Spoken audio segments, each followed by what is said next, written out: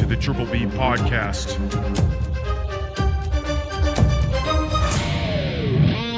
Let's fucking go.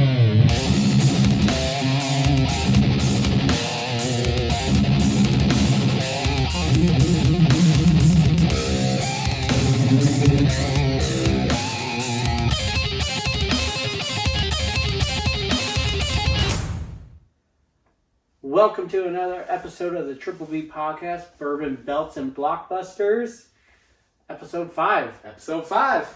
All right. Please follow our socials at Triple B Podcast on Instagram, or at Triple B Pod, YouTube at Triple B Pod, Spotify and Apple Podcasts. We are also available. Triple B Podcast, Bourbon, Belts, and Blockbusters. We also added X, formerly known as Twitter, and that's at Triple B Pod Bros. Yes. So this week, we're kind of switching it up. We are going to, we're announcing that we are going to a weekly show. We are, instead of bi-weekly, we're going to go to a weekly show. Hopefully that shortens up the episodes a little bit. For you listeners we're out working there. on it. But that's going to bring in a new twist to our bourbon section. Yes. So, Ryan, you want to talk on Yeah, absolutely. that? So, for those of you that don't know, as I would call ourselves somewhat amateur bourbon connoisseurs. Yeah. Right? Like, that's part of what we're doing this whole thing for, is to introduce ourselves to new and different bourbons, whether it's new to both of us or just one of us, whatever. But that also being said, that shit is expensive.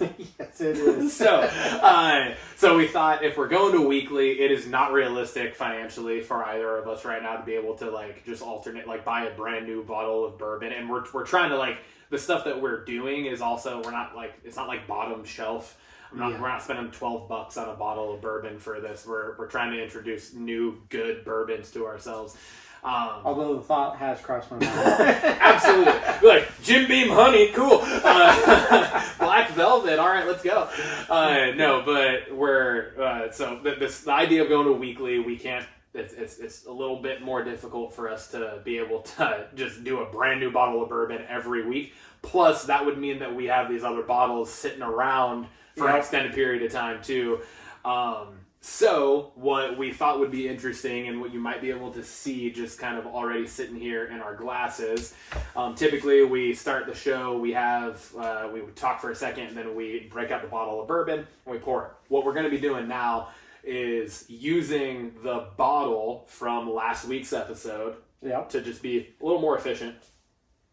Instead of a bourbon of the week, it'll be essentially now every other episode, it's going to be a cocktail of the week. At least for the beginning points, most of the cocktails are probably going to be coming from me. Yeah. I have a history and an experience in bartending and whatnot, and I enjoy making them. So, and I also enjoy having people try them. So, that's where we're at. For reminders, we used Bond Brothers bourbon last week. It was created by two actors, Ian Somerhalder and Paul Wesley. So that is going to be the bourbon we're using in these cocktails. So I'm super excited for this because based off our 8 to 8.5, I believe, ranking that we gave the Bond Brothers bourbon last week, I think this is going to be really good with the cocktail that I decided to make this week, and I'm super excited for you to try it because I was actually, a few months ago, I believe, for WrestleMania, when I came over. I had come over, we had talked about me bringing, usually when I come over for shows like that, I bring a couple things and we make some cocktails. Yeah. We just throw some stuff out there. And my lovely wife, Lindsay, got me this bourbon cocktail book. I don't remember if it was for my birthday last year or for Christmas, but regardless, she got me this book, and has, page after page after page of different bourbon cocktails. And it's all specifically bourbon, which fits perfectly with what we're doing, because that's our favorite.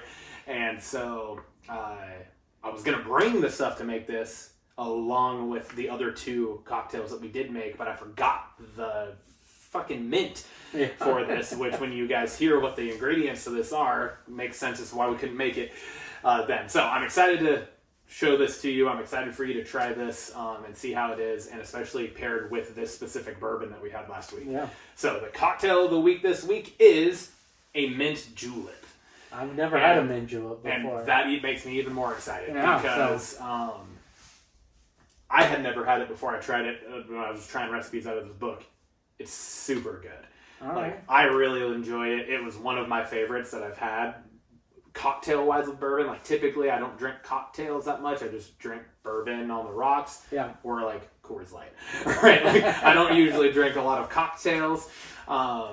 So when I do, I enjoy a really nice one, and I think that's what this is. So what goes into a mint julep? I was gonna just ask what goes into this. Yeah, so it is a bourbon of your choice. Okay. And then it's very simple. It is simple syrup, which is essentially just water and sugar reduced. Okay. And then mint, fresh mint. Okay. That's it. You ice, simple syrup, mint. You muddle the mint with the simple syrup to get the flavors of the mint all expressed and whatnot. And then you can stir it if you want, kind of like a martini-esque, right? Like when you think like martini, I want a martini stirred, not shaken, or shaken, not stirred, Gotcha. Whatever. Same idea. I decided because I like it a little more, it cools it down on top of us then pouring it over the nice ice cube. But it also, I feel like it kind of blends the flavors of everything a little bit better. I then poured the bourbon into the shaker, and I shook the living shit out of it. You watched me do it. So in the future, we are going to attempt to try to get me making the cocktails actually on camera and a part of the actual show as opposed to just explaining it. Yeah. This is our first time doing it. We didn't quite think through the setup to do that beforehand. So, but yeah, I'm excited to try it with this bourbon. Like I said, I've had one before. You have not. So let's and we'll rank the cocktails too. Yeah, let's like we rank usually the do cocktails. So first off, cheers to episode number 5, brother. Cheers to episode 5, and here's to a mint julep. Mint julep. Let's do it.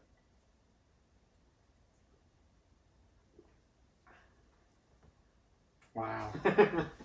Wow. Yeah, I'm not setting that down yet.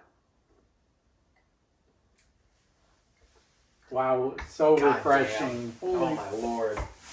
That really is like the perfect like summer.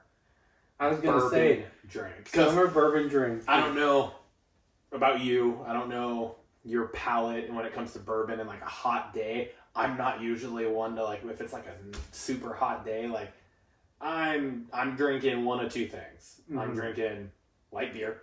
Mm-hmm. Right? And I'll probably mix it with Bloody Mary mix. Okay. It's just my thing. Or I'm drinking a gin and tonic. I love a good gin and tonic. Yeah, and like on a hot day, it's super refreshing. Like that's probably what I'm going to. I'm not doing a whole lot of bourbon intaking on a hot summer day, but that shit could change that for me. Yeah, I was gonna say I'm a vodka tonic during the summer, but no. I was instant thought was hot day. What are you gonna drink? This guys. We got the summer months ahead. We do. Pick up a mint julep, guys. Right at the end of June, right now, and all right. Wow. That is rank it. What do you think? Yeah. I want to get your ranking. Yeah, I'm gonna go New with. to you. I'm gonna go with a 9. I'm not even a mint person. Mojitos are not really my thing. Okay. But this. I didn't know that. I'm glad I didn't because I would have probably second guessed making this cocktail then. But I'll give it a 9 because you hit it right on the point. It just reminds me of a summer day. Yeah. What's gonna cool you down? Mint julep, my friends. Yeah. All right. What about you? I'm right there with you. I'm gonna agree with you. I'm gonna go with a 9. How do you think it paired with the Bond Brothers bourbon? Personally, I think that was so good. We talked last week about. I think I specifically said how like right off the bat it was like, oh, that's sweet. Like that was a sweet bourbon. Like it's not like overpowering. Like like a BSB or like the peanut butter screwball. Yeah. Right? Like those are good. I like those for what they are, but those are more of like a dessert bourbon to me where I'm like I'll drink like a finger and that's all I can have because it's so sweet. Yeah. But they're super good. Where the Bond Brothers one from last week, which is what we used in this, it was like, oh wow, that's a bourbon. Like that's a bourbon that I can drink on the rocks and I can enjoy that, but has a very sweet upfront kick to it. Yeah. So I already when I was thinking about crafting this, I knew that I thought it was gonna pair well, and it sure as hell did. It sure as hell did. Let's get one more cheers into that. Absolutely. All right, holy hell. This is a flavor that I am down with. Well, I just, just want to talk about, I know we talk about it a lot, how excited we are to doing the podcast, but just thinking about we get in a routine in life and it's, you wake up, go to work, in your case, take care of baby. You just get in this routine and it's not a bad thing all the time, it's not a bad thing, but I think this podcast has just kind of awoken something, put excitement in my life. It's not just doing the work routine. It's not coming home and cleaning the house, taking care of dogs or anything. It's added another level, and I'm really excited about it. I think about the podcast a lot. I text you a lot on, what can we do next? It's just an exciting time in my life, at least, adding a new positive wrinkle and getting me out of just the normal routine. And I think that's been awesome. Yeah, man, I agree for sure. It's been something that it's like, I think the best part about it is it has been a big addition to my life with very little change. Yeah. If that makes sense. And I'll expand on that. What I mean is I'm still doing the same shit I've always done. I'm constantly reading about all the new movie stuff. Yeah. I'm watching. I have increased my wrestling intake. Yeah. Because of this, very happily. But and we've alluded to on here, the movies, the blockbusters portion of this is kind of my forte. That's a little bit more of my wheelhouse. And like I said, I'm getting back much more into the wrestling because of it. But with the movie side, it's like I've always had my resources. I've always had the stuff that I'm like. I sit on the toilet, as most of us do, and I have What's my phone. taking you so long in there? yeah, right. And it's every time. And anytime I'm like, I think I got to use the restroom. Lindsay's like, please don't take your phone in there right now. I need you. We have a daughter. We got to take care of her. I'm like, yeah, you're right. I won't. But but realistically, there are certain things and certain points in the day where you find yourself scrolling or researching things and looking and reading at articles. And for a lot of people in the world, while you're sitting on the john is one of those points, right? And for me, whether I'm on the john or not, and when I'm reading about things, like that's always been what I've done. I'm constantly reading about movies. I'm reading about news about them, especially the specific franchises that I care most about. Yeah. But I'm always just like, I'm seeing new content, I'm figuring out new things, I'm seeing rumors, I'm reading about theories and all sorts of different stuff, and it's like, all this has done is just brought a whole new level of purpose and meaning behind it, because now it's like now we have a platform where I can actually fucking talk about this shit. Exactly. I'm not just like, hey babe, look at what I just read, and she's looking at me like, cool, because she doesn't know what the fuck I'm talking about, with no like, nothing against my wife doing that. That's not her world. Yeah. Right. And so it's like, we have a platform now with similar interests where we can talk about shit like this. And it just makes it a lot more, I think, enjoyable. I think it makes it a lot more, gives us a little bit more of a fire to do it. Yeah. And to make sure that we're like now it's no longer just me like scrolling and reading about things, being like, oh shit, and then like texting you or Nathan or whatever and be like, yo dude, did you see that? Now it's like I'm writing shit down. Like I have like a notepad with me most places I go now. And I'm like writing things down, or I have an app in my phone if I don't have my notepad to add into it, because I'm like, I gotta throw that on the our agenda for what we're gonna talk about the next episode, because like that's like, this is good information or good talking points for us. So it really has added a whole new fucking just level of excitement on top of my already like crazy exciting experiences in life going on right now with being a new dad and everything. Like it's just added a whole other layer, which is separate from work. It's separate from family life. It's its own kind of entity of a thing, which I think is super important, you know. It's I think it's a really good thing for like me and you both to be able to have our own things separate of our family lives and our work lives and everything, be able to kind of come to on a regular basis now, hopefully weekly, and pushing it and just seeing what the fuck we can do with it. And absolutely, you know, I think it also gives a whole reason to watch all these movies that you can see here. You know, it's not just to collect them, but just, you know, hey, you know, we got a new Fast and the Furious coming out. Fast and Furious 100's coming out.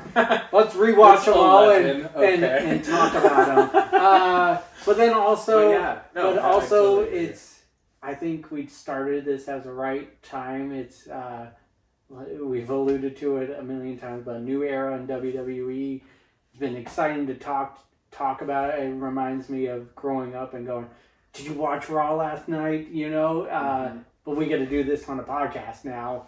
And to build off of that, it's a realistically, it is kind of a new era in cinema as well, because you have post-COVID, and then not only post-COVID, but now you have post the new settings and era of strikes that have happened, and we're in a world right now where like arguably some of our favorite like franchises are battling a like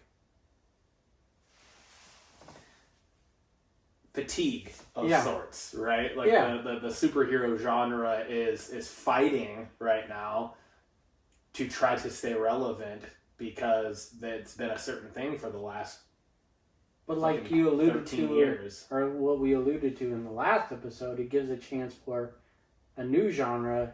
Video game movies adaptations are starting to take off now, and so it's an exciting time for Blockbusters. It's a totally different. We used to go to the theaters all the time.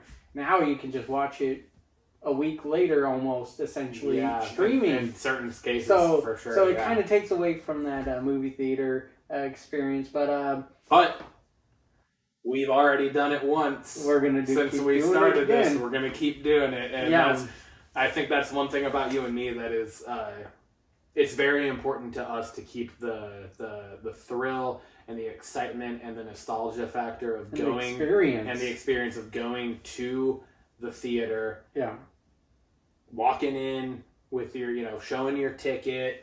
Going to the concessions, getting the popcorn or the pretzel or the soda or candy or whatever the heck floats your boat, and going up, finding your seat, sitting down, enjoying the little pre-time when it's like, it's not the commercials, it's not like the trailers for movies yet, but it's just like the random bullshit that they play, where you're kind of bullshitting back and forth, and then the trailers start, and I don't know about you, but and Lindsay's always like, they're just commercials. I'm like, I have to see them. I want to see them. We have to get there now. I say the same thing to Haley. I'm just like, because it's part of the movie. And again, it's no fault of hers. It's just not like it's not her world.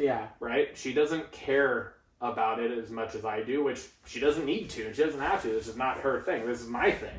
And so getting to the movies to watch the trailers for it is. That's a part of the experience for me, right? And then watching the movies, and then for certain cases, waiting until after the credits roll. Post-credit scenes. Especially in like Marvel movies, most of the time. Not all of them. most of the time they have a post-credit scene, and you sit there, and people are getting up and walking away, and you're thinking, why are you leaving? Fucking idiots. Why are you leaving? We've got the good stuff coming up. You want to, like, Billy Madison them and stay in your seat as long as you can. Right? And, true. But yeah, no, it's dude, it's just added so much, and just excitement, and just, I'm fucking stoked for it. And just to build one more point off of this, I don't know about you, but growing up watching wrestling, I wanted to be I wanted my career to be in wrestling. I think all of us wrestling fans dreamed of being a wrestler. Absolutely. And that dream kind of still do sometimes. Yeah, 100%. But you kind of grow up and you go, okay, I'm not going to be able to go down that route. You know, how can we make our mark on wrestling? We got a podcast where we could talk about wrestling. So yeah, dude. To me, that feels like I'm part of the wrestling industry. Yeah, we're talking about it. We're in the world. We're in it. So it's like a dream come true. So this podcast has done a lot for just in the short time that we've started. But just super excited for what we got going forward. Dude, absolutely. So can we cheers to that? Yeah, we can cheers to that. Absolutely. And get another sip of this mint julep. Absolutely delicious. Here it comes! Oh my God! Which brings us to our belt section. I just drooled. So good. So good. Well, fuck, dude. Where we left off with would have been SmackDown after Clash at the Castle. Yeah. So, a lot of fucking shit happened on this episode of SmackDown. SmackDown almost won up Raw, with the exception of the Wyatt Six debut. I think SmackDown brought its A game. It was top to bottom, constant, just like, what's going on, man? So much stuff transpired, and so many things like are now set in place because of it. First thing that I feel like we need to at least address is the fact that it was in Chicago, and CM Punk, who is a Raw superstar, because it's in Chicago for SmackDown, made his presence felt in the opening segment of Raw of SmackDown. Before we get into CM Punk, I know that opened the show, but something we should point out is just some of the story continuity they're bringing, like little details I don't think they would have done before.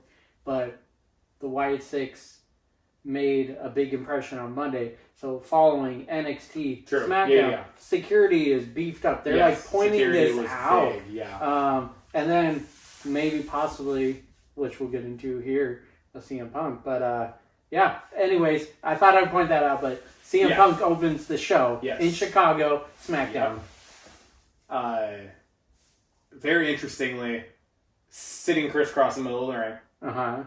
Right?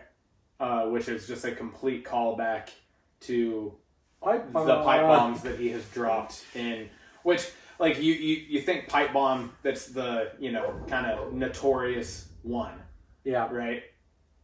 But that wasn't the only time he ever did that. He did that multiple times. That was kind of his thing, is he sits crisscross and fucking just speaks the truth. Yeah. Right? Which is awesome. And it's one of the things that if you're a fan of CM Punk, that's what you love about him. And, he just pretty much straight up fucking just said what it is, and kind of what we alluded to last week with him in the post-Clash conference, and just talking about how, like, he's never gonna let Drew win a world championship, and then he's talking about how Drew quit on Monday and all that, and how he let down his hometown people, and how CM Punk went into Scotland and was still cheered. Yeah. Right? I mean, like, he had people, like, hanging on him. Yeah. After that. Yeah. Like, he was really, like, pumping that up, and just kind of how, like, even your own hometown people like me more than you type of idea. And yeah, dude, it was Heyman comes out. Which There's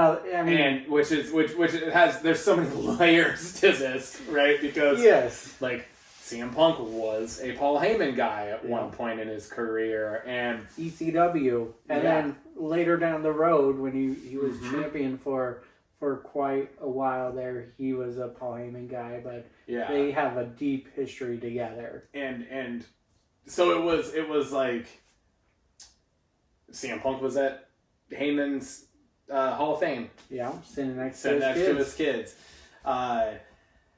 So it was interesting because it's like Heyman comes out, the music hits, Heyman comes out, and you're like, or I guess it wasn't music, it was Heyman saying the ladies and gentlemen. But he comes out, and you're, as a fan, you're just watching it, and you're like, I don't know where this is going to go. Yeah. Why is he coming out? Does this have something to do with their history? Does this have something to do with the bloodline and that he's on SmackDown? Or like what's going on? Because in a sense, CM Punk's kind of invading the other brand to a point, right? Yeah. Not like invading, but it was just, he was there. Yeah. He's not a superstar on that brand, on the SmackDown brand.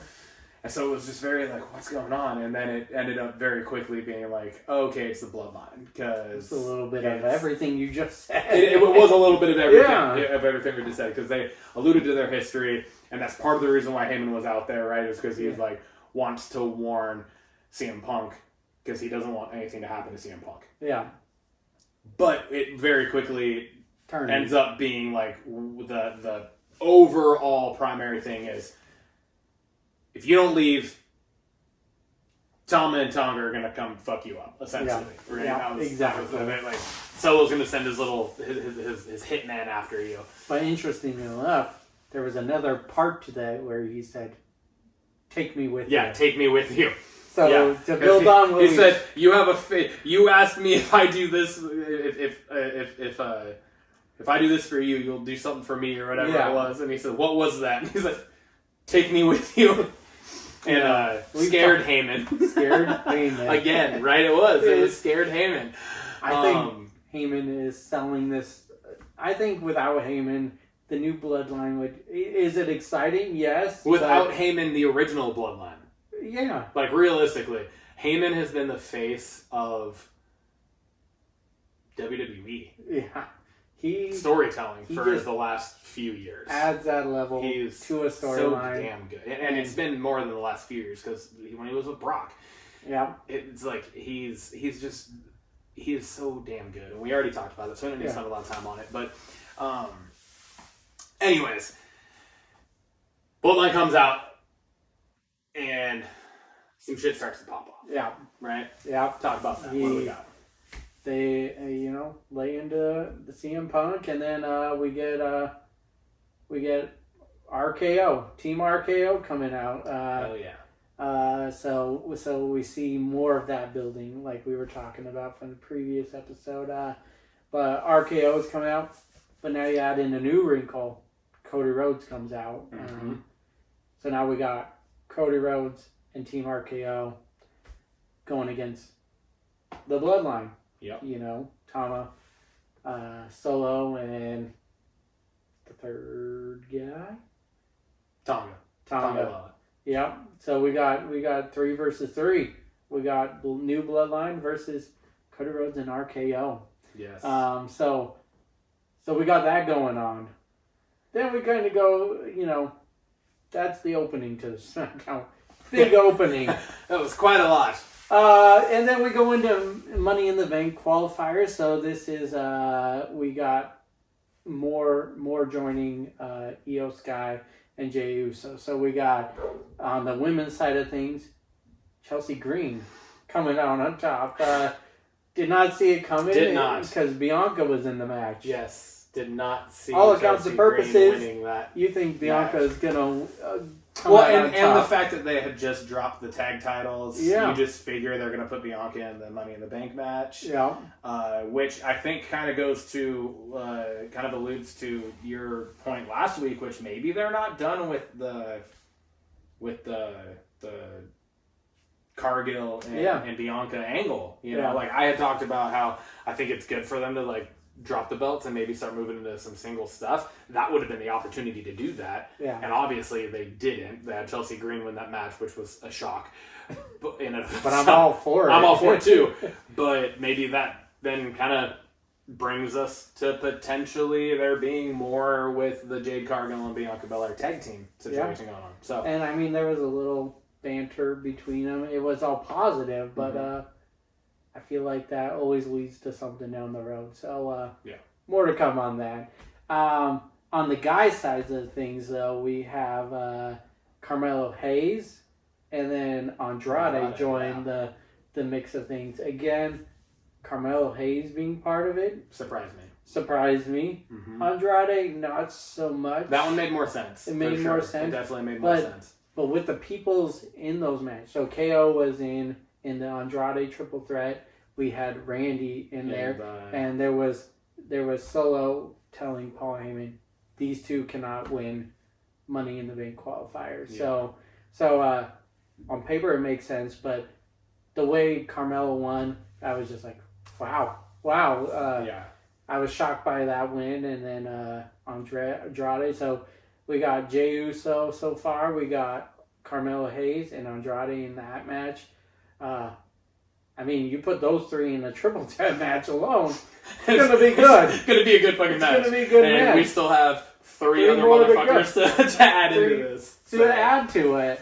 And then we kind of get brought back to the intro. So it seems to be like we got an intro, a mid-show, and ending that kind of tie together. And very much so. Can you bring us what happened? There was a backstage segment between DIY and Grayson Waller and not Austin Theory because he's out on injury, but we see someone get a brutal beatdown during that time. Why am I drawing a blank right now? I mean, CM Punk getting goddamn, yeah, Jesus Christ! I forgot who the people in front of the garage door at first were. I was like, wait, what are you talking about? Yeah, so all of a sudden they're being interviewed essentially, or there's not an interview necessarily, but they're it's just a camera segment of them going at each other. I totally spaced that it was DIY and Grayson Waller. That's why when you said that, I was like, wait, who got their ass beat? Like, who was it? That's right, it was them. And then all of a sudden they're like standing in front of like a metal garage door to the arena. Yeah. Right? And all of a sudden there's like noises and banging on the door, and they're all like, what the hell? And they all kind of back out of camera view, and then the door opens. And at first it like takes a second to realize who it is or what's going on, because of it's like if you're in a dark room and then you like open a door to the light, right, and your eyes take a second to adjust. That's kind of what it was like. And then you realize that it's Drew McIntyre standing over CM Punk. They're like, Drew McIntyre, who had just quit on Raw 4 days before, is now on SmackDown just fucking dismantling CM Punk. Like, and the thing was too, which I think actually added to it, was you didn't see any of it. Nope. And I think that was smart, and I think that was so well done, was because you literally didn't see any of it happen. You just heard a little bit right at the end, and then CM Punk was on the ground. I mean, dude, he is bloodied. Bloodied. More than you've ever seen someone, or not ever, but more in the last fucking 15 years probably, close to. Like, I mean, he was close to as bloodied as Stone Cold passing out in the sharpshooter. You know, like, it was real fucking close. He was fucked up, and Drew picks him up on his shoulders, and he's just limp. Like, CM Punk played that so goddamn well. He's fucking just dead looking, and just carries him out, drops him and hard drops him too. Like, just fucking throws him off his shoulders to the point where I was like, oh my god, my elbow hurts watching CM Punk land on the stage. Like, I was like, oh fuck. True. And just fucking obliterated him. Can we just give props to W? I don't know why I didn't think of it, but the storytelling. Drew goes into CM Punk goes into Scotland, screws over Drew, Drew goes shows into up Chicago. Mm-hmm. Perfect planning. I don't know if that had anything to do with storytelling. I know, but it worked what out are the odds so well of that? And it just like they got the better of each other in each other's hometowns. And the whole promo at the beginning, CM Punk saying, "I've never failed you guys. When I said I'm gonna do something, gonna do it," and then gets murdered on SmackDown in his hometown. Like, we talked last week about how we thought Ricochet got killed on camera. Like, this was actually worse. And we watched what happened to Ricochet. Yeah, we did. That's the thing. Like, we saw it happening to Ricochet. It was happening. We didn't even see what the fuck happened to CM Punk, but it was believable. You believe that he was absolutely fucked up. So, I don't know how long CM Punk will be off screen from this. But this feud is just... It's amazing, There is a cauldron, and it is on fire. And it is just boiling to... It's got to be one of the top feuds I can... There haven't been many in recent and there have been some fucking good Roman ones, and dude. Cody was Roman great. and Cody was amazing, but it doesn't hold a candle. I don't think it does. To CM Punk and Drew. And it's so good. To think it all happened by accident. Yeah. Royal Rumble. Literally all happened by accident. CM Punk was probably projected to win that match in all things, but got injured by Drew by accident, and then it turned into this feud. And they've played it so well. It's so damn good. So well. I don't think there's ever been an injury angle, like an actual injury angle, where they played off of it so well. Yeah. No, I don't know that there has been. Like, it's been great. Yeah. And now, when you thought that, like, the show couldn't necessarily get any more surprising or shocking, we have the conclusion to it. Yes. And we get Solo versus Cody Rhodes. Solo versus Cody, which is like, in and of itself, you're like, fuck yeah, this is a hell of a main event for SmackDown, dude. This should be on a PLE. Like, yeah, it should be. Like, you're like the head of the new bloodline, the face of the fucking company. Just FYI, I called it the new bloodline, and then they quickly started calling that. You're right, they did. Someone's listening. Again, someone is listening to our podcast, I think. But a great match. It was. Both of them said we're going to keep our people to the sideline for obviously. You knew that was bullshit. Obviously bullshit. Yeah. You knew that wasn't going to last. But how could it? You get to the end of the match, and you got RKO coming out. Well, okay. First off, I'm gonna rewind real quick because I do think that this plays a large role. Earlier in the triple threat match that KO was in, he got attacked. True. Right? He got attacked and he got injured. Right? Yeah. Like they were playing it well. He had a leg injury. Yeah.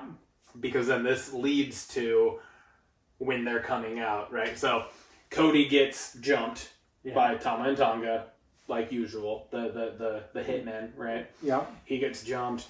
That's happening. Now here comes RKO. Randy's music hits. Randy's running. KO's like limping behind him. So you're already like, shit, they're at a disadvantage. You're at a disadvantage. Right? However, they take over.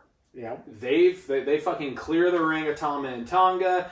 All three of them are now turning to Solo. Solo's like, oh fuck, he kind of drops down in the corner scared. Yeah. And then that scared look quickly turns to a very devious smile. And you're like, wait, what the fuck's going on? What is going on? And then lo and behold, they turn around and here comes fucking Jacob Fatu super kicking the fucking faces off of everybody. And then proceeds to single-handedly, literally by himself, demolish all three of them. All three of them. All three of them. Does a fucking, was it a power slam to KO on the steps? Yep. Spears fucking Orton through the goddamn barricade, which was not a clean fucking... No. That barricade did not want to break. No. The wrong part of it fell over. Yeah. And then fucking Superfly Jimmy Snuka splashes Cody Rhodes through the announce. The WWE champion gets demolished by a dude for his first fucking time on camera in the company. Yeah. Like, that's some pretty high fucking praise. But then it doesn't even end there. They get into the ring. Mm-hmm. Solo embraces Jacob. I don't know if you noticed this or not. Jacob did not reply. He did not respond to the embrace. I did not notice that. Solo, like, hugs him. Jacob Fatu's just standing there. Okay. Then, Jacob and Solo put the ones up. Yeah. Tama and Tonga are slow to get in the ring behind them. Yeah. And I don't know if you noticed, they were very caught off guard, it looked like. They were they very surprised. They were very hesitant. And then they both raised. Yeah, they both hesitated with the ones. I have a theory. All right. Okay. I do have a theory. What if Jacob Fatu is not actually Solo's plan? Possibly. I could What see if that. Jacob Fatu is actually a midnight man for Roman? Or Paul Heyman. Oh. Or Paul Heyman. I feel like that's one and the same almost, though. But yeah. Because yeah. right, I feel like Paul Heyman is still very much dedicated to Roman. Yeah. And I'm just wondering, right? And this isn't my theory. I shouldn't have said I have a theory. I stole this from somebody. I did hear it and read it somewhere else. It was actually Bully Ray. Okay. It was actually Ray. He is actually the one that kind of alluded to it and talked, and I was like, fuck, that's a good point. I didn't even notice that. I didn't even because He didn't embrace it. He didn't do nothing. I was going to allude to the fact that the announcers were saying, Solo, what did you do? Like, they know who Jacob Fatu is and what he's capable of, and they were like, Solo, what did you do? Like, in shock that he brought him in. So I like that theory. It adds that intrigue to what's it Solo, because of the no embrace in that originally. And then the hesitancy. I think that like the no embrace could have very easily just been like a thing and then overlooked. But then I think the hesitancy by Tama and Tonga is the thing where they're like, why the fuck's he here? Yeah. Type of look, right? Yeah. Like it was like they either weren't involved in the idea of bringing him in, and Solo just did it because he knew they couldn't fully handle it. Yeah. Which already is going to be a rift. Or Solo thought he was the one bringing it in, but they're both like, there's an alternative plan here or something. Like there's something going on. I like it, dude. The amount of detail and stuff that has been put in all this stuff, like that can't just be overlooked. Yeah. Like, it's not just a coincidence. So there's something going on here. I like that, and just one more point before we move on is just oh god, what was I gonna say? Is just again giving props to WWE. Is just they could have easily debuted Tonga, Jacob Fatu all at once. Yeah. After WrestleMania, because that's when Tama came aboard, and it's just been one by one introducing new facets to this instead of.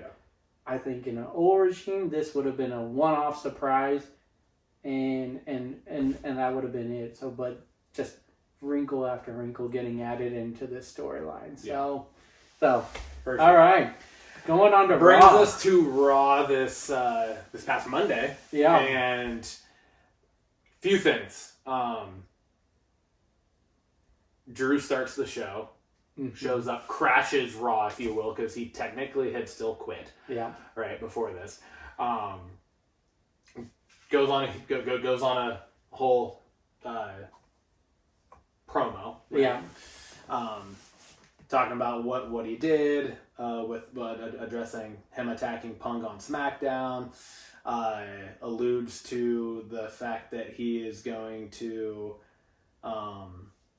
while Punk is injured and miserable, that he's going to win the Money in the Bank and he's going to cash in that night and become the world champion in spite of Punk and like everything.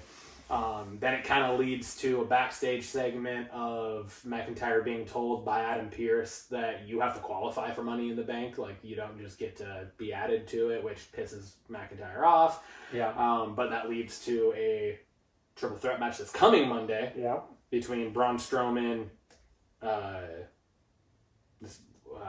Braun, McIntyre, and who the fuck's the third person? Every episode we forget the name of somebody. Anyways, there's a triple threat match for one of the last qualifying qualifiers for the Money in the Bank match for the men's at Money in the Bank. Meanwhile, during all this, security is still in full effect. Full effect. Pumped up security. There's a lot of security going on. We see Chad Gable. Chad Gable shows up. Gets security into his room. Literally out of his car that he's chauffeured in. Security comes out with him. Gets all the way escorted. Like, fully, he's scared for his life. Meanwhile, just throughout the night, we're trying to get a word with him.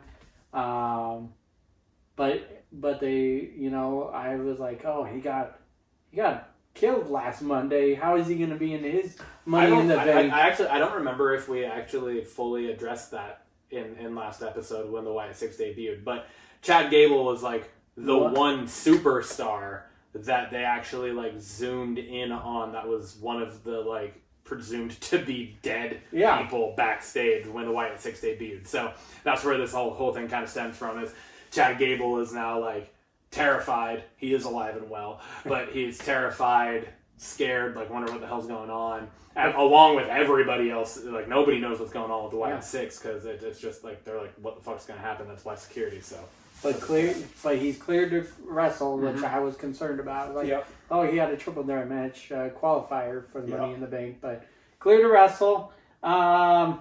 He wrestles his match. Comes out on top. He gets qualified for the Money in the Bank. He did. Joining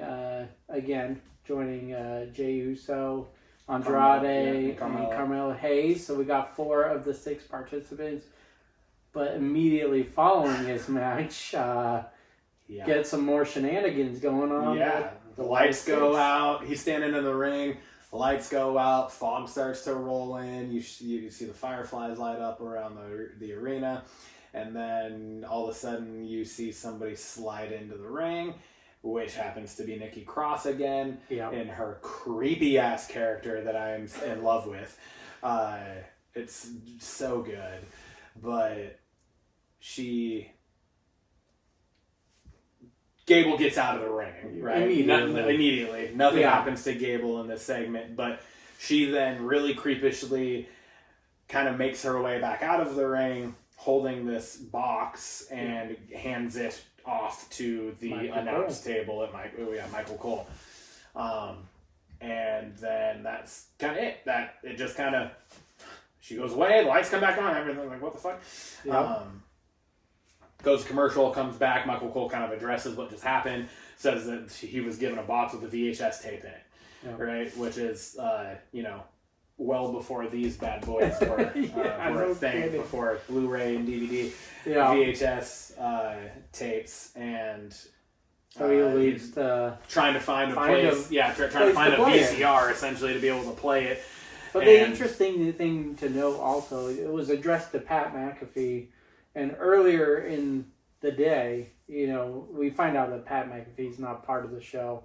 Some family issues, it sounded like.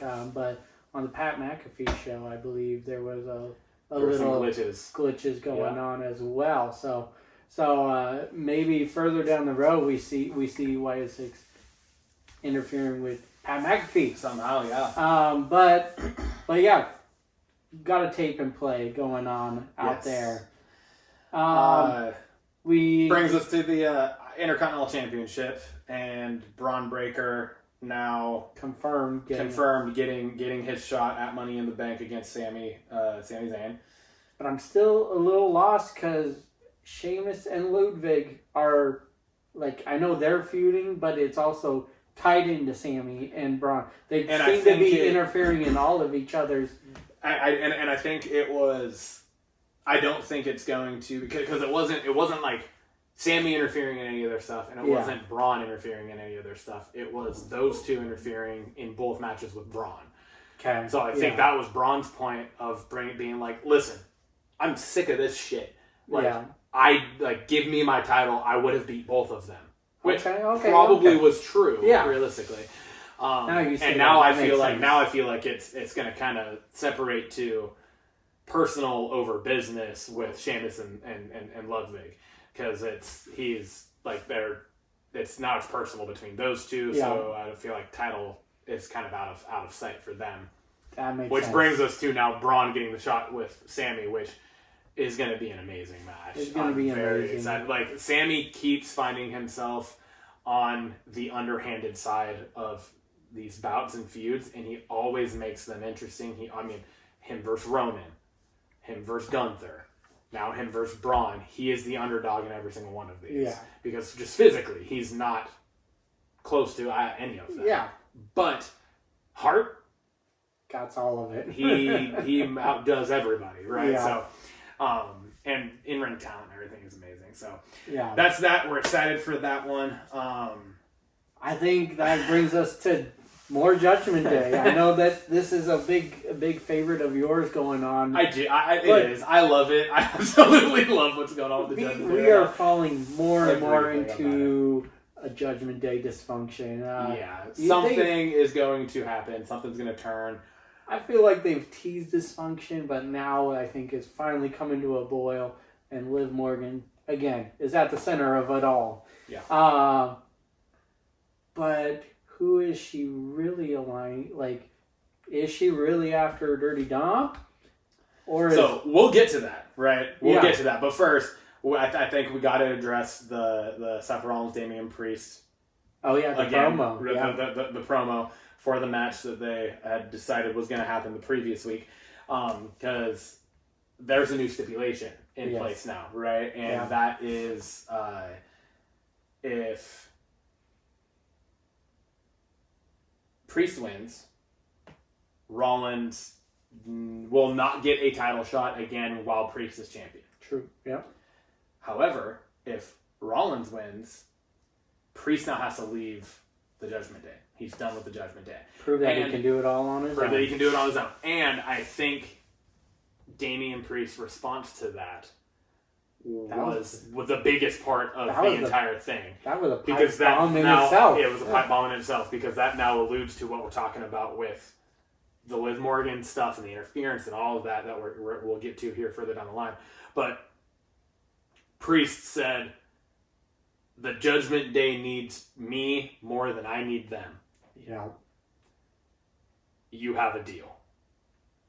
Right, so he accepted the stipulation, straight up said that, like, he is far more important to the Judgment Day than the Judgment Day is to him, which obviously at some point is going to cause some form of friction between him and the other members. More than we've already seen, right? We've seen eye rolls from Finn Balor towards Damian Priest in regards to the Liv Morgan interference with what the hell's going on with Dom and all of that. Yeah. So like that all happening then kind of brings us to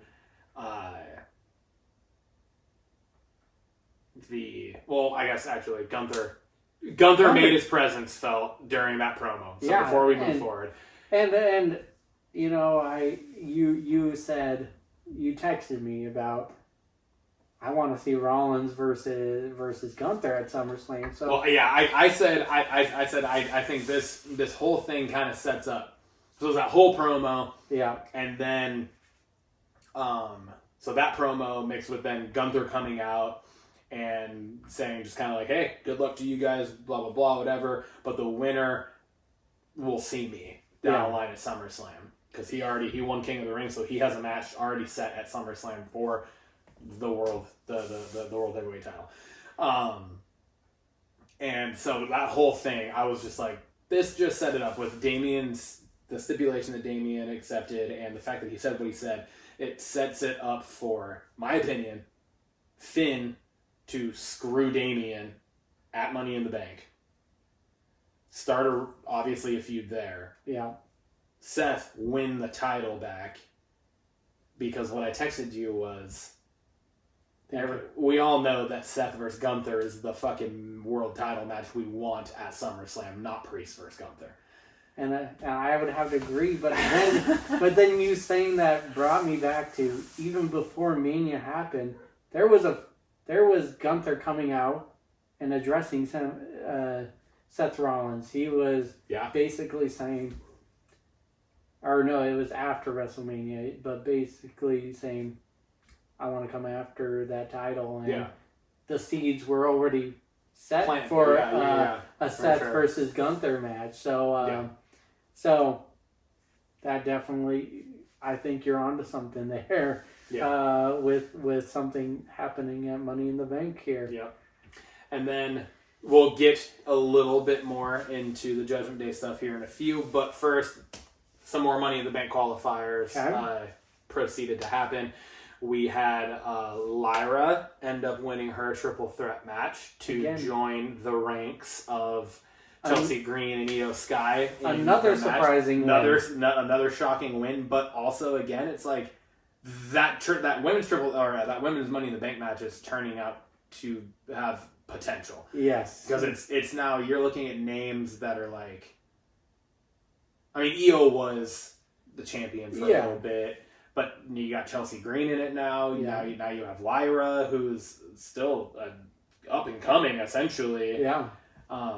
Since when she was on NXT before. And so it's like, what are we doing with this women's Money in the Bank match? We're pushing new faces. That's what they're trying to do. So that's exciting. And then on top of that, like we already talked about, we had Gable join Hayes, Andrade, and Jey Uso. Yeah. Now, what leads to the videotape? Michael Cole gets on screen and says, "We found a VCR." Yep. VCR. Do you know that term? Yeah, right. He actually called it a VH. I think he called it. He didn't even call it a VCR on screen either. Yeah. He called it like a VHS playing machine, like a VHS player. Yeah, exactly. Because nobody nowadays, for the most part, knows what the fuck a VCR is. Yeah, so. I think they're actually kind of like vinyl. They're making a comeback. But anyways, says we located a video cassette player and plays the video with Bo Dallas talking to Uncle Howdy. And it was an interview.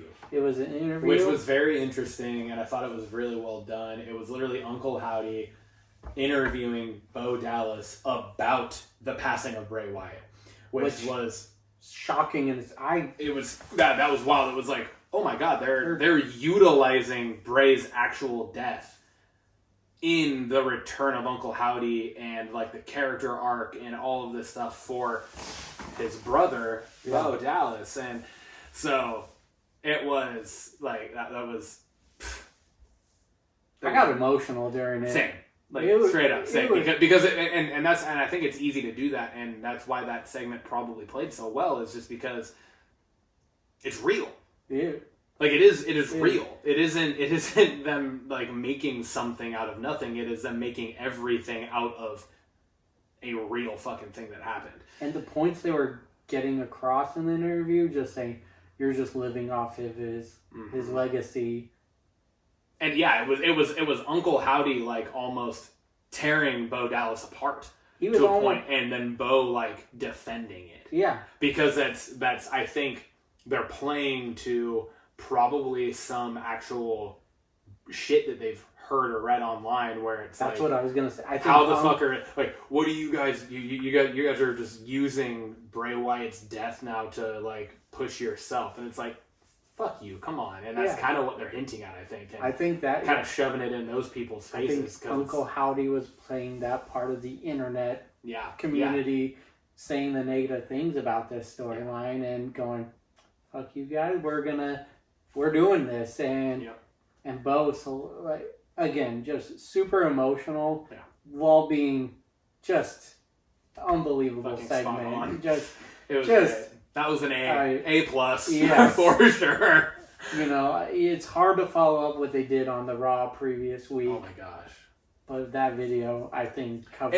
And it's done so well because you're now, like, they're ramping up security and all this stuff. You're expecting something physical to happen. Yeah.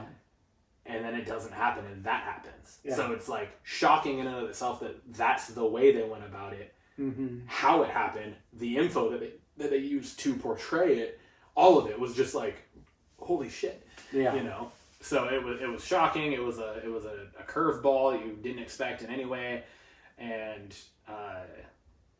it just adds to just the build and everything. Because, like, we still haven't fully seen the impact that the Wyatt Six will have. Absolutely. You know what I mean? Like, we saw them in person, and we still haven't gotten anything. Yeah. Like, it was a glimpse. So yeah. I think they're doing a really good job of drawing this out and building on it. And, like, it's going to explode at one point, and I don't know when that is, but I'm excited for it. I'm super excited for it. Now this brings us to the conclusion of Raw. But there was a lot going into the conclusion of Raw. I don't think... Yes. This was not a planned main event. No. Liv Morgan, of course, manages to talk R-Truth into essentially defending the tag team titles against Finn Balor and JD McDonough. After she had a little bit of a tiff, if you will, with Selena Vega. Well, but Dom and Nick. Oh, Dom and Nick. Dom and Nick. What happened to those guys? Yeah, what happened to those guys? Fucking R-Truth. He is, like you said 2 weeks ago, he is fucking gold. Yeah. Pure gold. Anyway, the match gets made. Liv Morgan sets JD and Finn up to potentially win gold. Well, the match is happening. Good match, too. It was a really good match. Liv Morgan, of course, makes her presence felt out at ringside. And all in all, she ends up fucking hitting R-Truth with the goddamn neck slingshot off of the top rope. And Finn and JD end up winning the tag titles. Now, I sent you a picture earlier today. Yep. Because I have a theory. Okay. There is a picture of Finn Balor holding the tag title up. And in the background of the photo, you see Liv Morgan holding her title, staring at Finn just with the biggest smile on her face. Yeah. Now, you had a retort to this. However, I still think there's a possibility here that this whole time Liv Morgan had, like, Liv and Finn have been working together. Yeah. To create this whole fucking scheme to break the Judgment Day apart and set themselves up. And that's what I'm curious about, because you think back to, again, Finn grabbing the room key. Yeah. Right? They're trying to put a wedge between Dom with everybody else, setting Dom up to, like, everyone be like, what the fuck are you doing, dude? Yeah. JD is just a fucking bobblehead. Like, he's just there. He's a wounded little puppy dog. Like, that's his character. He's gonna hang by Finn. Yeah, and I mean, it kind of showed just in and of itself when they were both standing together on the ramp and went to hold the titles up, and Liv kind of butted in between them. Yeah. With her title, and then they both looked at each other and were like, fuck it, and held up their titles, right? Like, there was something to that. Again, like we've talked about, like, every detail matters now in WWE. Like, there's nothing that, like, every little thing is planned. Yeah. You know, there's not a whole lot anymore that is like, oh, that was just coincidence. No, like, this shit is happening for a reason. 100%. And so, yeah, that's my thoughts on it. We got new tag team titles. The Liv Morgan storyline is absolute gold. And everything she's doing is amazing right now. They're hitting on all cylinders right now. There is just not a storyline where I'm going, why are we doing this? Yeah, there isn't one. Like, there's not one. It's just fucking crazy. We kind of skipped over it when we were talking about SmackDown, but like the Logan Paul and LA Knight fucking storyline's huge too. Yeah. Like, but all of everything that they're doing right now is just, it's awesome. And that's what's, it's making it super interesting and exciting for us to be able to talk about on a weekly basis, and hopefully keep you guys all invested as well. Yeah, which I think brings us to our banger of the week, right? Banger of the week. So I'm going to let you go first. All right. Banger of the week for me was Drew attacking CM Punk. Yeah. Straight up. It was Drew, and it was close between the video, the Bo Dallas Uncle Howdy video, but I think it was Drew attacking CM Punk because it was, like we talked about, it was made so much fucking sense for something that completely caught me off guard. Yeah. Like I did not expect it. I didn't see it coming because I didn't know how they were playing the whole Drew quitting thing and CM Punk kind of calling him out and being CM Punk in the beginning and all of that. And then for him to literally just get attacked and fucking demolished in front of his home crowd, like I didn't see it coming. Even though maybe I should have, but I didn't. So that's my banger of the week is Drew attacking CM Punk. My banger of the week is gotta be Jacob Fatu debuting. All right, so both SmackDown. Both SmackDown. They laid down a great show. Blew the fucking doors off it this week. Yeah. They come guns a blazing, and not to say Raw didn't disappoint. You know, it was a great show. Great show. You know, I had my doubts that Jacob was coming. I saw Tama and Tonga. I thought they were all going to come together. Mm-hmm. Didn't happen. And then he shows up. The devious smile by Solo setting it up just made it that much better. That much better. Yeah. And so that would be my banger of the week. All right. Well, fuck. Cheers to that. Cheers to that. The banger of the week. The next thing. A few moments later. Belts question of the week. It's a little bit different of one. It's something we haven't done before, but I wanted to do a draft style 5-on-5 tag team. Okay. Right? So you just think like a 5-on-5 elimination tag style match. Okay. Kind of like what we had in like during the Invasion storyline you brought up a couple weeks ago, right? So I figured I think we have a coin. We'll flip a coin. See who goes first? To see who drafts first, and then it's just going to be drafting wrestlers to our 5-person tag team match, and then at the end we'll kind of look at the teams and try to decide which team we think would be the best team. All right. Gives us something a little different, a little fun to do. I'm going to grab my handy dandy Triple B notebook here. All right, let's flip the coin. So I'm gonna flip. My question. How about I flip it? You call. Okay. Okay. It's my question for you. Call in the air. Call it in the air. Okay. I'll try to catch it. All right. See how this goes. You ready? All right. Tails. It is tails. So you get the first overall. I get to go first. You get the first pick. Yes. All right, well then I'm going to go... You have this in your head. I have it on paper. You're better than I am. I got to be able to keep track of what we got going on here. My number one draft pick is for my 5-team match is going to be Stone Cold Steve Austin. It's the first name I had written down. God damn it. I don't feel like I have a choice. I got to go The Rock. Okay. Right? I got to go The Rock. Okay, number 2. What do we got? I'm going to go with the Cerebral Assassin, Triple H. Okay, all right. That one was lower on my list. Oh. Yeah. You can't go lower with Triple H. He is a monster. I'm going Shawn Michaels. Oh. I'm seeing something. I'm seeing a theme here. Going Shawn. All right, what do you got? All right. Undertaker. Okay. Going Randy Orton. Ooh. Again, we're kind of following a theme. I know. Kind of, yes. All right. Number 4. What do we got? Kurt Angle. Okay. All right. Roddy Piper. Ooh. All right. This is final pick. Final pick. Final pick here.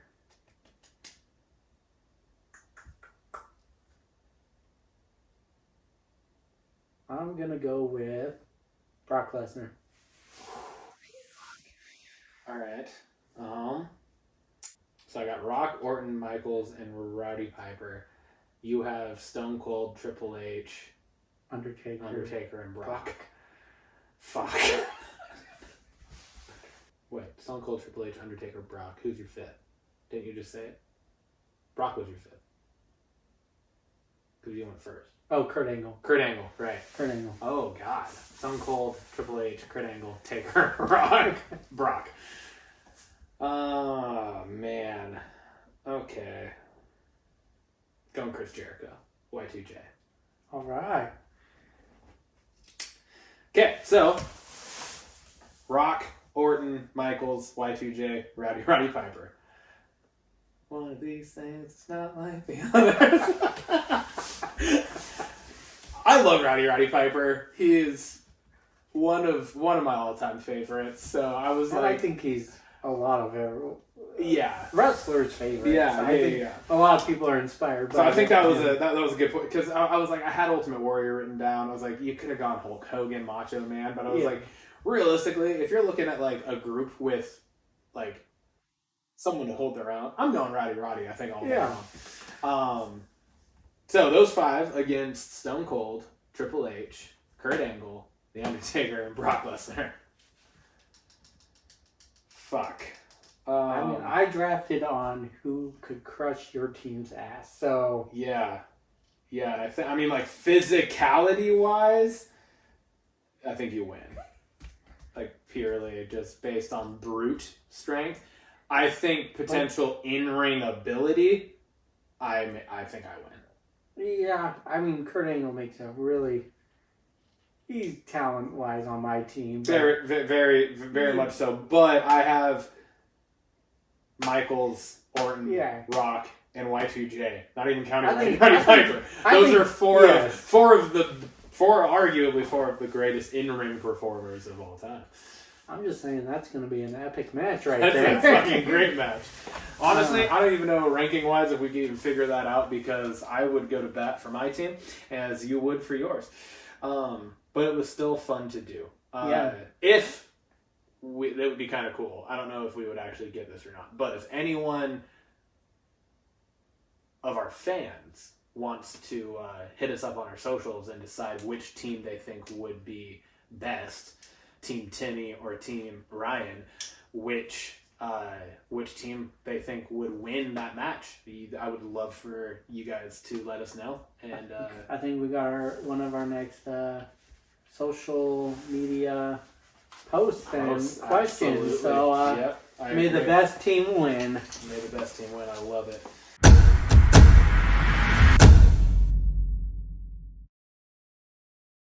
Blockbusters!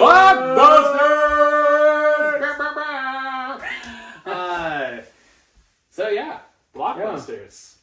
First thing up that we got to talk about is, I don't know if you've seen this or not. Do you even know what this is? Do you know I what it is? actually saw this trailer due to Haley. Okay, perfect. She sent me So a you trailer do know on what this. this So is. Awesome. I now do know what this is about. Red one. You got The Rock. You got J.K. Simmons. Yep. And Chris Evans. And Jeremy Renner as the polar bear. Jeremy Renner.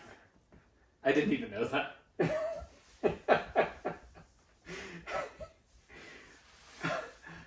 I had no fucking idea that Jeremy Renner played the polar bear. That makes so much fucking sense because when I was watching the trailer, I was like, where do I know that voice? And I didn't even think to look up who plays the fucking polar bear. Jeremy Renner. Awesome. I love that. So, I wanted to throw this on here just because, it kind of bridges the gaps in a lot of stuff that we talk about, right? Wrestling, The Rock, Dwayne Johnson, Marvel, Chris Evans, J.K. Simmons, like Jeremy Renner.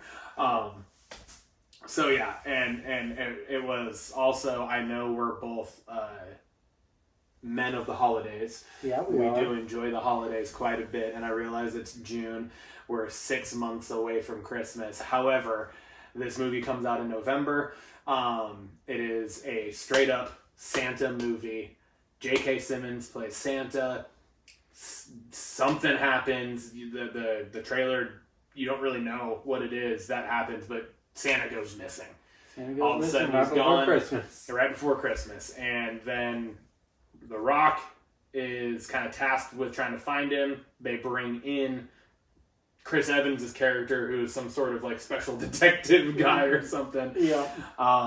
And clearly The Rock and the polar bear, Jeremy Renner, butt heads with Chris Evans throughout the trailer and whatnot. But I wrote on here that it's kind of a play off of the Santa Claus with Tim Allen to a sense, but then taken to a whole other level, right? Because there's the scene in the first Santa Claus with Tim Allen where he like takes his son with him. The parent, the mom and the stepdad call the cops.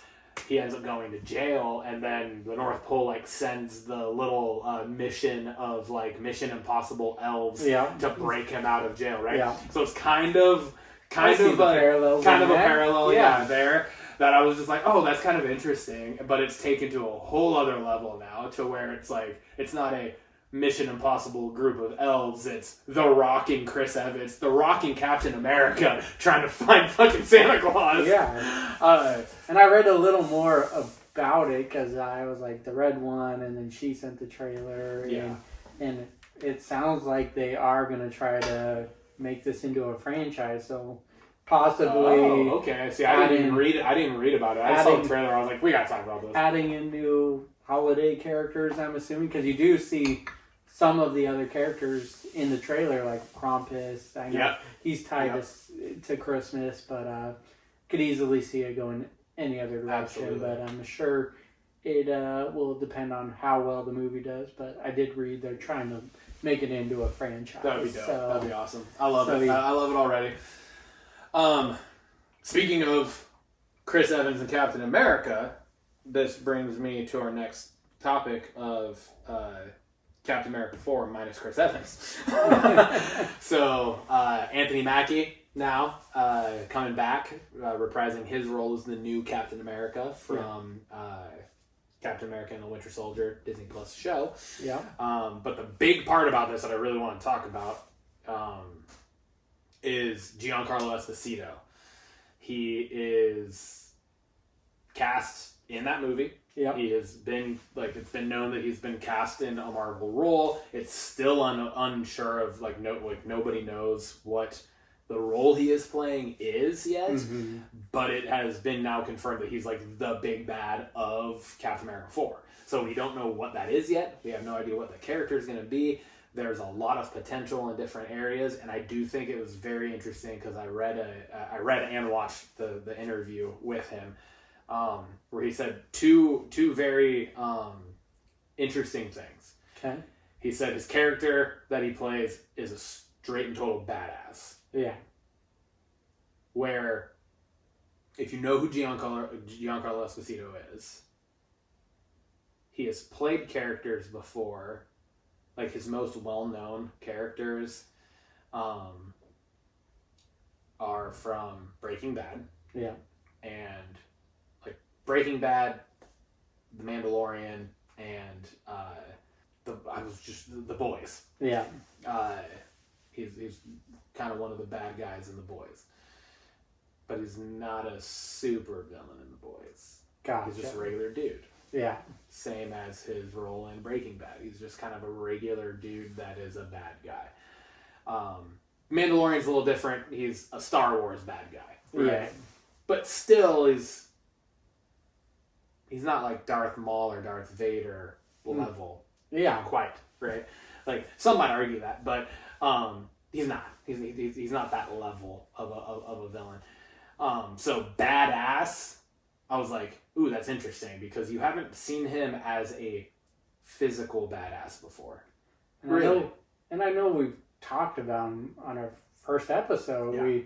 We thought he could be a bad guy, Dr. Doom or Magneto, or so the fact that we still don't know who he is, it just adds an intriguing part. Like, who does he play in this film? And the second thing that he said in that interview that was very intriguing, which just kind of continued on with the whole his character being a badass thing, was he talks about the fact that like as like fans of his, you've never seen him use his body in the way that he does in this role.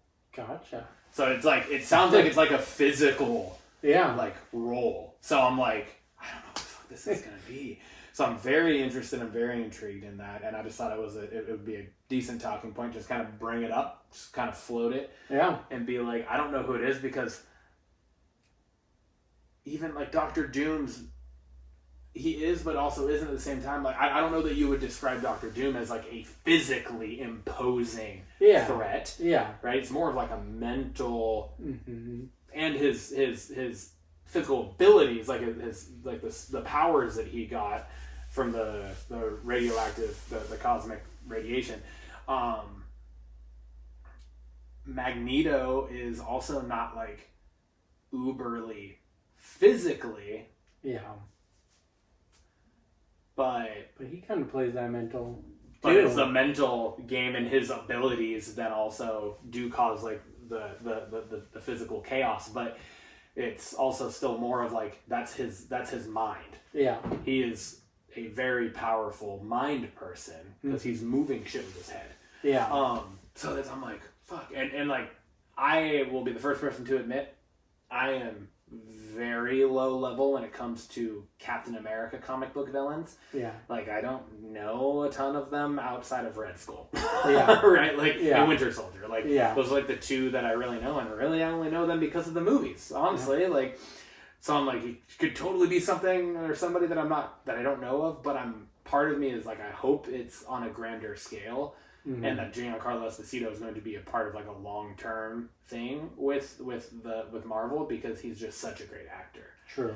You know, like I don't want it to be like a one-off like Mickey Rourke in fucking Iron Man 2. Sorry. Iron Man 2. I want it to be more like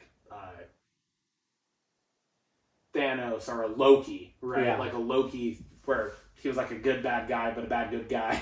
Yeah. And throughout multiple movies, throughout the entire run of Marvel so far. So that was one thing I wanted to talk about and just kind of bring up. And next, quick. Got the Quiet Place Day 1. Yeah. That's now out in theaters. It is now out. Came out, I believe, last week. I think it came out today. Okay, yeah. No, I think you're right. Yeah.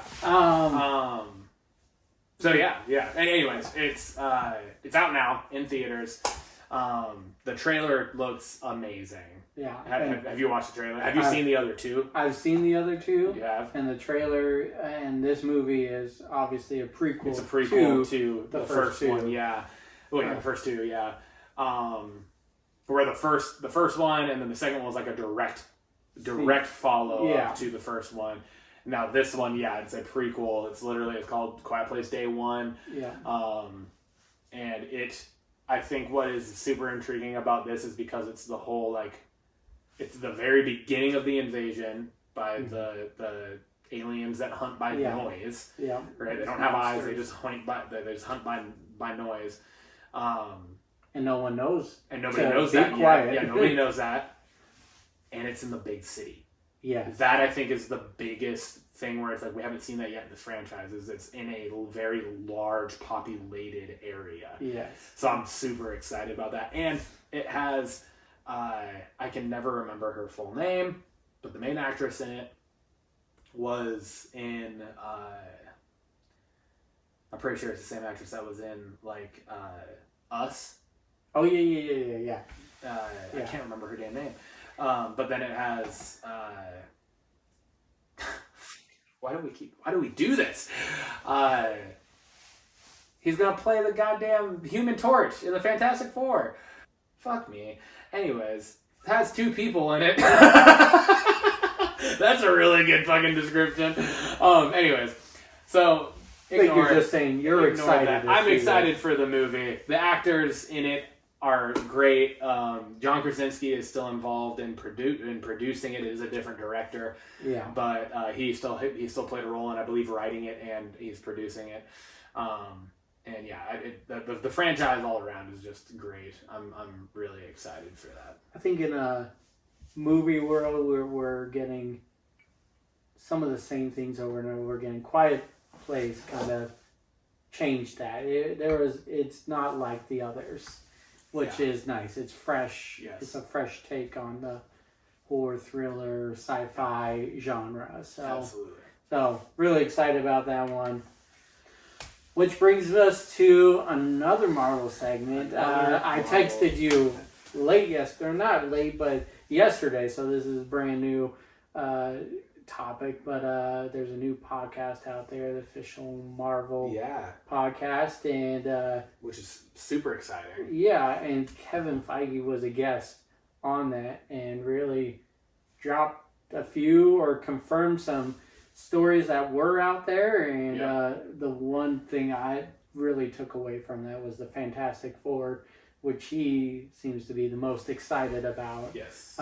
This is going to be a period piece set in the 60s, and some of the teaser photos they sent out, and fans kind of captured what it was talking about, but the New York cityscape in the second photo they released of the 4 logo is not of the New York that we know, the cityscape, and so I think that alludes that it's not in this universe or in this timeline that we know, which would allude to why they're not in the current MCU. Yeah, exactly. Right? I think it's a really smart play as to be able to, like you just said, explain their absence from the first 5 phases of Marvel so far, right? So I think it's smart play on their part, and it's going to play somehow into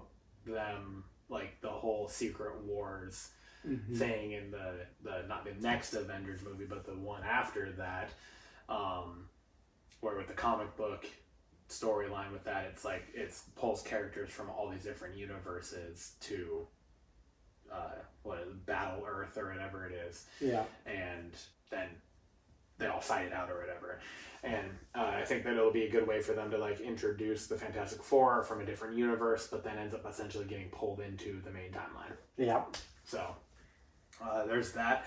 Also, last night, it was either last night or this morning, I still don't fully know which one it was, but sometime in the last 24 hours, they dropped a new Deadpool trailer, which just showed a little bit more of what's going on in the movie. Still not like a ton of info regarding the full all-around story and plot, which I like. The idea of like the TVA is trying to get Deadpool to help save the Sacred Timeline. That's still really the only details we have about that. Somehow along the way, Wolverine becomes important within that. But then I think the biggest takeaway from this was the inclusion of the OG Sabretooth. In it from X-Men 1. The first X-Men movie in 2000. So yeah, it's the same actor playing the same character back now. They're in the void, and just that scene. He's like, wait, hold on, and he starts pulling his own. So Deadpool starts pulling the swords and knives out of Wolverine that he had stuck in, and then it's like, you gotta look good for this. I just saying that, and then he's. Shut the fuck up. He's like, oh my god. Go get him. And again, I think Kevin Feige talked about it on this podcast, just how excited he is of this movie, Deadpool and Wolverine. He's getting to work with Wolverine again, which he started with in the X-Men. He was part of those movies, so it's that was his start to Marvel. Was on the X-Men. Reuniting there, he's getting to bring in a very successful franchise of Deadpool into it, and maintaining what Deadpool is, R-rated, bloody, gory, expletives everywhere kind of movie. And then he alluded to more surprises from past projects, so maybe that's what he was alluding to, Sabretooth, but maybe there's more. All I can say is, I know we've talked about Deadpool, Wolverine in several of our 5 episodes so far. We're excited for it. We are. I don't know that I've been this excited for a movie in a long time. As so well I as am very I'm sure excited for it. any fan of the Marvel Universe is. So, Yeah. coming out in July. July 26th. Which brings us to Our final segment of this. You posed this question, so... Blockbusters question of the week. Looking back on movies, thinking back when we were in high school and school, movie quotes. I mean, we still talk in movie quotes. Yes, but it's part of our DNA. Movie quotes was just thrown around. There was just movie quotes in school all the time. And I guess the question is, do you think this is still happening? Do you think that's happening in school, and because we're not in school, we're not seeing it? But you work in school, so maybe you are seeing this. So maybe you have more knowledge on this. But what was the most quotable movie for you growing up? Like, what were you hearing around the hallways? And then, do you have a favorite of those? Yeah, so to answer the first part of the question, I don't think this is actually still happening. I don't think it has the same kind of pull as it used to. And I to a point, I feel like the box office is kind of seeing that as well, where I feel like in certain regard, like those types of movies that were the most quotable, are raunchy comedies. Yeah, I was gonna say realistically, right? It's Hangover, it's the Anchormans, it's all those. I was gonna say, I don't feel like those movies are. I think there is a kind of a small focus group of a resurgence in the last year or two with a couple movies that have come out, and they're like, it's kind of trying to get back to that, but there is a lot of with some of the kind of social and political movements over the last decade that have kind of put those types of movies on a back burner kind of on a hiatus, because people are afraid to make that type of shit now because they're gonna get canceled or whatever the fuck. Which, go fuck yourself. But those movies are the fucking. It's what makes shit good, and that's what makes like comedy is comedy for a fucking reason. So I will die on that fucking hill. But I don't think it is currently happening. I feel like there aren't a lot of movies that have people just like living in the quotes from those movies like it did when we were growing up. Yeah. And then to get to the second thing, what were like the most quotable movies? I think Wedding Crashers is probably like the number one that comes to my mind as to like the most quotable. I was gonna say it's. For me, it was Old School. Old School's another one. Like there's so many. Anchorman.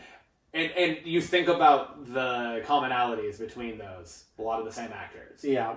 Vince Vaughn, Will Ferrell, Wilson, Luke Wilson, Ben Stiller. Like all those movies are Step Brothers, Zoolander, Dodgeball. Like all of these movies that came out in that same time frame. Yeah. That realistically right now I don't know if they could be made the same way. Yeah. Like I think we are shifting again, which I think is good. Yeah. And I think like give it 5 years, they movies like that will be made again, I think. Yeah. But right now it just couldn't happen. So I think Wedding Crashers for me is like the most my favorite, if it's not Wedding Crashers, because like, me and Nathan have literally like we have spent time quoting that movie from like start to finish before. I love that movie. It's one of my all-time favorite movies. But another one that really pops in my mind is Superbad. Yeah. Superbad is such a quotable fucking movie. Man, I gotta get a glimpse of these warlocks.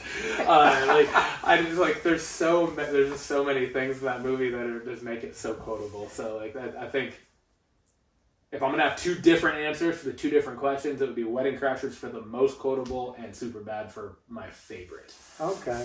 Well, I think it's no secret me and your brother Nathan quoted Wedding Crashers to death, and so that would be my favorite. I think Anchorman Old School is probably the most quoted when I was in school, but yeah, Wedding Crashers, and I didn't even think of Superbad until but me and him quoted that too. So, but yeah, Big, veiny, triumphant bastard.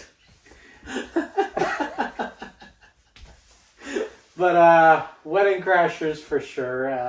To this day, it's the most times I've seen a movie in a movie theater was that movie. Yeah. Cleo Roslin Theater out there for yeah. them. Saw it in there multiple times, but yeah, Wedding Crashers. Yeah, dude. And with that concludes episode That wraps 5. episode 5.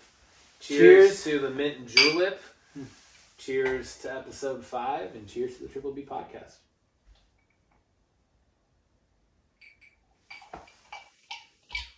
Hell yeah, man. Hell yeah, man. Scene.